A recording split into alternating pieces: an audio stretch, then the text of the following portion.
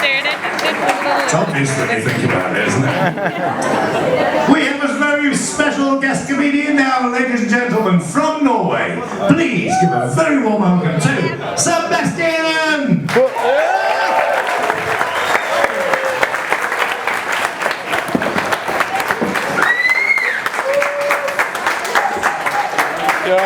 Thanks, man. Copenhagen, how you doing? Okay. I'm gonna start to introduce myself. My name is Sebastian, and I'm half Norwegian.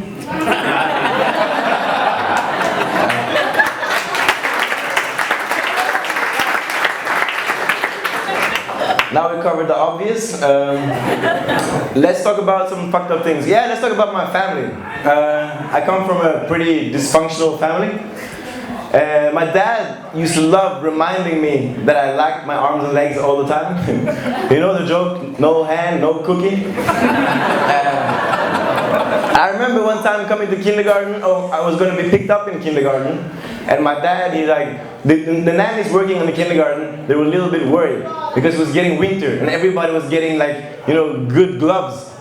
And they thought I was jealous of the other kids in the kindergarten, so they told my dad, yo, you need to buy Sebastian some gloves before he gets jealous. And my dad was mad as hell. He was like, what the fuck? What? Why should I waste my money on gloves? The little kid doesn't even have any hands. Sebastian, this is your idea? I'm like, no. I didn't say shit. We can buy a hat, daddy. But yeah, my daddy used to remind me of that all the time, but sometimes he thought it was funny too. I was actually called up to the Norwegian army. That interview was great. I showed up and there's like a guy in the counter like, here's the papers you need to fill in. Here's the cup you need to pee in. And then he stops. He's like, wait a minute. I think something is off. I'm like, no shit, Sherlock. It's called his boss and you're like, but you're not on welfare? I'm like, no, I'm 17, I'm in high school, sorry. So I applied for the special forces, but cut me loose. Yeah. But then, since the girl said that maybe I have, some claim for social money, so I went to the big lines for the social workers work in Oslo to claim some money. And that was funny. At least, like, when you come into that place, you think there's like 7 clerks working, but there's actually none for like an hour. And then when I finally go up to the board and the girls come in like, okay, you can get welfare money, but we need a doctor's note. That's not the joke. The joke is, when I came back with a doctor's note, she said, you have to come back every 6 months with a new doctor's note that says that nothing's changed.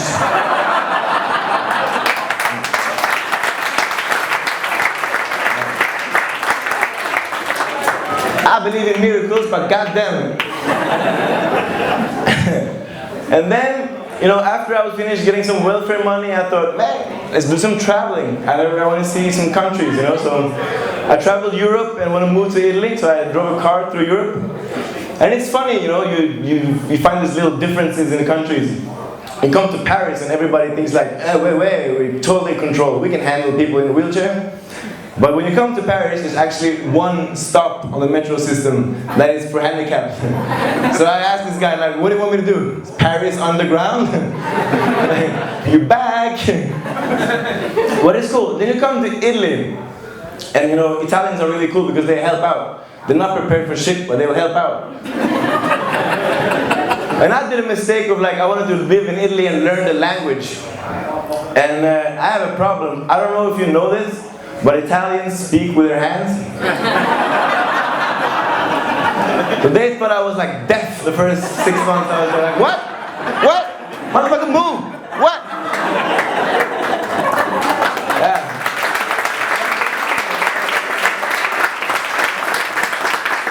After 1 year, I spoke fluently Italian, and it looked like I had a fucking elliptical seizure every time I fucking spoke Italian. But it worked. And then I decided to move to Africa, like Cape Town and Mozambique for a while. I thought that's gonna be fun.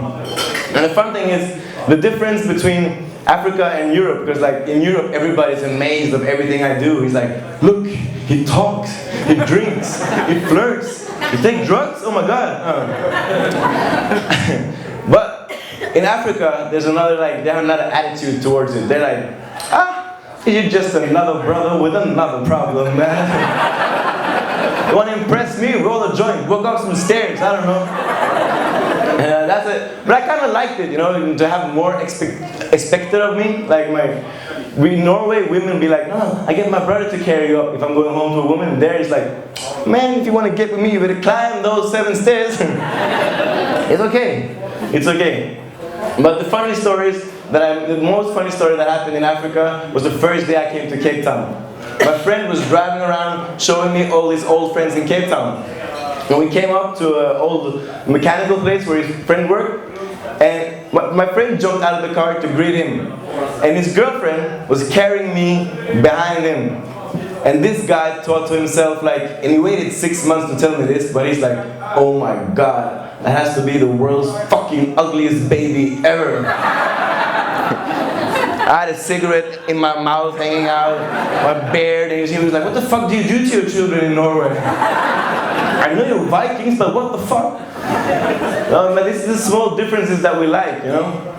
And in Norway, I know that we have a lot of charity commercials for charity projects. Like one commercial in Norway is for Bon Aqua, this water. And they say, hey, buy 0.5 liter of Bon Aqua. Give 1 liter of free water to Africa. In my head, this is like taking water to hostage. I see like a big dry spot somewhere in Africa and a big well. And on this well, there's like a kilometer line of people waiting to get fresh water.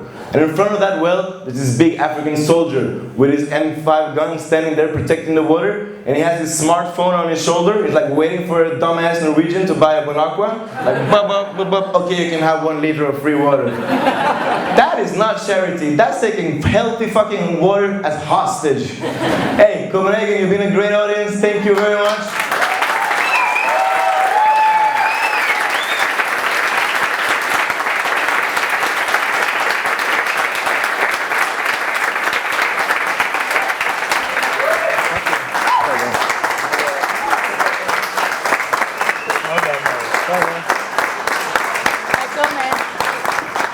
Ladies and gentlemen, Sebastian! Yo, thank you everybody for showing up in Denmark at Dubliner. All my fans in Denmark, thank you. Thank you to Café Teatre and everybody back home for making me a famous guy. I love you all, you're my family. And let's make it happen. It's the first of many shows in Copenhagen. Love you all. Peace out.